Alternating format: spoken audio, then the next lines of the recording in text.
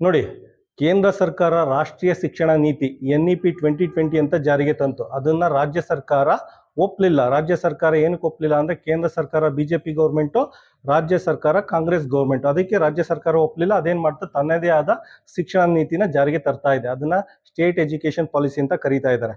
ಅಕಸ್ಮಾತ್ ಮುಂದೇನಾರ ಚುನಾವಣೆ ಬಂದು ಸರ್ಕಾರ ಏನಾರು ಚೇಂಜ್ ಆಗಿ ಕಾಂಗ್ರೆಸ್ ಹೋಗಿ ಬಿಜೆಪಿ ಏನಾರು ಬಂದ್ರೆ ಇವ್ರು ಮಾಡ್ತಾ ಇದ್ರಲ್ಲ ಸ್ಟೇಟ್ ಎಜುಕೇಶನ್ ಪಾಲಿಸಿ, ಕೋಟ್ಯಾಂತರ ರೂಪಾಯಿ ಖರ್ಚು ಮಾಡ್ಕೊಂಡು ಮಾಡ್ತಾ ಇದ್ದಾರೆ. ಇದನ್ನ ಕಸದ ಬುಟ್ಟಿಗೆ ಹಾಕ್ಬಿಟ್ಟು ಅವ್ರು ಏನ್ ಮಾಡ್ತಾರೆ, NEP ಅಥವಾ ಇನ್ನೊಂದು ಯಾವ್ದಾದ್ರು ಶಿಕ್ಷಣ ನೀತಿನ ಜಾರಿಗೆ ತರ್ತಾರೆ. ಇದರಲ್ಲಿ ಬಲಿಪಶು ಆಗೋರು ಯಾರು? ನಿಜವಾಗ್ಲೂ ಇದರಲ್ಲಿ ಬಲಿಪಶು ಯಾರಾಗ್ತಾರೆ ಅಂದ್ರೆ ಅವರು ಕರ್ನಾಟಕ ಸ್ಟೇಟ್ ಸಿಲೆಬಸ್ ಓದ್ತಾ ಇದ್ದಾರಲ್ಲ, ಅವೆಲ್ಲ ಮಕ್ಕಳು ಭವಿಷ್ಯ ಎಲ್ಲ ಬಲಿಪಶು ಆಗೋಗುತ್ತೆ.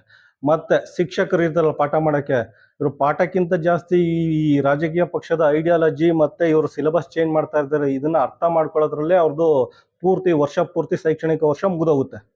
ಮತ್ತೆ ಈ ಶಿಕ್ಷಣ ತಜ್ಞರು ಇದಾರಲ್ಲ, ಈಗ ಕಾಂಗ್ರೆಸ್ ಪಕ್ಷದ ಶಿಕ್ಷಣ ತಜ್ಞ ಪುರುಷೋತ್ತಮ ಬಿಳಿಮಲೆ ಇದಾರಲ್ಲ, ಇವರೆಲ್ಲ ಏನ್ ಮಾಡ್ತಾರೆ, ಚುನಾವಣಾ ಸಮಯದಲ್ಲಿ ಬಿಜೆಪಿ ಸರ್ಕಾರದ ವಿರುದ್ಧ ಬೀದಿ ಸುತ್ತಾ ಇರ್ತಾರೆ. ಅದೇ ರೀತಿ ಬಿಜೆಪಿ ಶಿಕ್ಷಣ ತಜ್ಞರು ಇರ್ತಾರಲ್ಲ, ಯಾರದೋ ಚಕ್ರವರ್ತಿ ಸೂಲಿಬೆಲೆ, ಅವರೆಲ್ಲ ಕಾಂಗ್ರೆಸ್ ಸರ್ಕಾರದ ವಿರುದ್ಧ ಬೀದಿ ಸುತ್ತಾ ಇರ್ತಾರೆ, ಜೋಳಿಗೆ ಇಟ್ಕೊಂಡು ಬೀದಿ ಸುತ್ತಾ ಇರ್ತಾರೆ.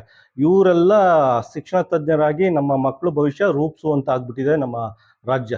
ಏನಕ್ಕೆ ಅಂದ್ರೆ ಜನಸಾಮಾನ್ಯರು ಪ್ರಶ್ನೆ ಮಾಡ್ತಾರೆ. ಜನಸಾಮಾನ್ಯರು ಪ್ರಶ್ನೆ ಮಾಡಲಿಲ್ಲ ಅಂದ್ರೆ ಬಡವರ ಮಕ್ಕಳ ಭವಿಷ್ಯಕ್ಕೆ ಕಲ್ಲಾಕ್ಬಿಡ್ತಾರೆ ಇವರು. ಇದಕ್ಕೆಲ್ಲ ಶಾಶ್ವತವಾಗಿ ಅಂತ್ಯ ಆಡಬೇಕು ಅಂದ್ರೆ ಶಿಕ್ಷಣ ಇಲಾಖೆನ ಚುನಾವಣಾ ಆಯೋಗ ತರ ಆಟೋನಮಸ್ ಬಾಡಿ ತರ ಮಾಡಿ ಸ್ವತಂತ್ರವಾಗಿ ಕಾರ್ಯನಿರ್ವಹಿಸುವಂತೆ ಮಾಡಿದ್ರೆ ಖಂಡಿತ ಕರ್ನಾಟಕ ಶೈಕ್ಷಣಿಕ ಕ್ಷೇತ್ರದಲ್ಲಿ ಬದಲಾವಣೆ ಆಗುತ್ತೆ. ನಿಮ್ಗೆಲ್ಲ ಗೊತ್ತಿರ್ಬೋದು, ಚುನಾವಣಾ ಆಯೋಗ ನೇರವಾಗಿ ಸುಪ್ರೀಂ ಕೋರ್ಟ್ ಅಂಡರಲ್ಲಿ ವರ್ಕ್ ಮಾಡುತ್ತೆ. ಅದೇ ರೀತಿ ಶಿಕ್ಷಣ ಇಲಾಖೆನ ನಿವೃತ್ತ ನ್ಯಾಯಾಧೀಶರ ಅಡಿಯಲ್ಲಿ ತಂದು ಸ್ವತಂತ್ರವಾಗಿ, ಈ ಪುಡಾರಿಗಳಿದ್ರಲ್ಲ ರಾಜಕೀಯ ಪುಡಾರಿ ಕೈಯಿಂದ ಕಿತ್ಕೊಂಡು ಇದನ್ನ ನಿವೃತ್ತ ನ್ಯಾಯಾಧೀಶ ಅಡಿಯಲ್ಲಿ ತಂದು ಸ್ವತಂತ್ರವಾಗಿ ಕಾರ್ಯನಿರ್ವಹಿಸುವಂತೆ ಮಾಡಿದ್ರೆ ಖಂಡಿತ ಸಂವಿಧಾನದಲ್ಲಿ ಹೇಳಿರೋ ಗುಣಮಟ್ಟದ ಶಿಕ್ಷಣ, ಮೂಲಭೂತ ಸೌಕರ್ಯ ಮತ್ತೆ ಸಂವಿಧಾನ ಪೀಠಿಕೆಯಲ್ಲಿ ಹೇಳಿದಲ್ಲ ಸಮಾನತೆ ಮತ್ತು ಸಮಾನ ಅವಕಾಶ, ಸಮಾನತೆ ಮತ್ತು ಸಮಾನ ಅವಕಾಶಕ್ಕೆ ನಿಜವಾದ ಅರ್ಥ ಬರುತ್ತೆ. ನೋಡಿ, ಇದೆಲ್ಲ ಸಾಧ್ಯ ಆಗ್ಬೇಕು ಅಂದ್ರೆ ರಾಜ್ಯದ ಜನತೆ ಏಪ್ರಿಲ್ 11ನೇ ತಾರೀಕಿಂದ ಮಂಡ್ಯ ಜಿಲ್ಲೆಯಲ್ಲಿ ಪಾದಯಾತ್ರೆ ಮಾಡ್ತಾ ಇದ್ದೀವಿ. ಸರ್ಕಾರಿ ಶಾಲೆಯಲ್ಲಿ ಗುಣಮಟ್ಟದ ಶಿಕ್ಷಣ, ಮೂಲಭೂತ ಸೌಕರ್ಯ ಕೊಡಬೇಕು ಅಂದ್ಬಿಟ್ಟು ಸುಮಾರು 1000 ಕಿಲೋಮೀಟರ್ ಪಾದಯಾತ್ರೆ ಮಾಡ್ತಾ ಇದ್ದೀವಿ. ನೀವ್ಯಾರು 1000 ಕಿಲೋಮೀಟರ್ ಪಾದಯಾತ್ರೆ ಮಾಡಬೇಡಿ. ದಯವಿಟ್ಟು ನಮ್ಮ ಜೊತೆಲಿ 1000 ಹೆಜ್ಜೆ ಹಾಕಿ, ಬರೀ 1000 ಹೆಜ್ಜೆ ಹಾಕಿ. ಪೂರ್ತಿ ರಾಜ್ಯದ ಜನತೆ ನಮ್ಮ ಜೊತೆ 1000 ಹೆಜ್ಜೆ ಹಾಕಿದ್ರೆ ಕರ್ನಾಟಕ ರಾಜ್ಯದಲ್ಲಿ ಏಕರೂಪ ಸಮಾನ ಶಿಕ್ಷಣ ನೀತಿ ಜಾರಿಗೆ ತಂದು ಸಚಿವನ ಮಕ್ಕಳಿಗೆ ಯಾವ ರೀತಿ ಗುಣಮಟ್ಟದ ಶಿಕ್ಷಣ, ಮೂಲಭೂತ ಸೌಕರ್ಯ ಸಿಗ್ತಾ ಇದೋ ಅದು ಕಾರ್ಮಿಕರ ಮಕ್ಕಳಿಗೂ ಸಿಗುವಂತೆ ನಾವು ಮಾಡ್ಬೋದು. ಮತ್ತೆ DC ಮಕ್ಕಳಿಗೆ ಯಾವ ರೀತಿ ಗುಣಮಟ್ಟದ ಶಿಕ್ಷಣ, ಮೂಲಭೂತ ಸೌಕರ್ಯ ಸಿಗ್ತಾ ಇದೆಯೋ ಅದೇ ರೀತಿ PC ಮಕ್ಕಳು, DC ಅಂದ್ರೆ ಡಿಸ್ಟ್ರಿಕ್ಟ್ ಕಮಿಷನರ್, PC ಅಂದ್ರೆ ಪೊಲೀಸ್ ಕಾನ್ಸ್ಟೇಬಲ್, ಎಲ್ಲರಿಗೂ ಸಮಾನ ಶಿಕ್ಷಣ ನೀತಿ ಸಿಗುತ್ತೆ ಅಂತ ನಾನು ಈ ಮೂಲಕ ನಿಮ್ಗೆ ಕೇಳ್ಕೊತಾ ಇದ್ದೀನಿ.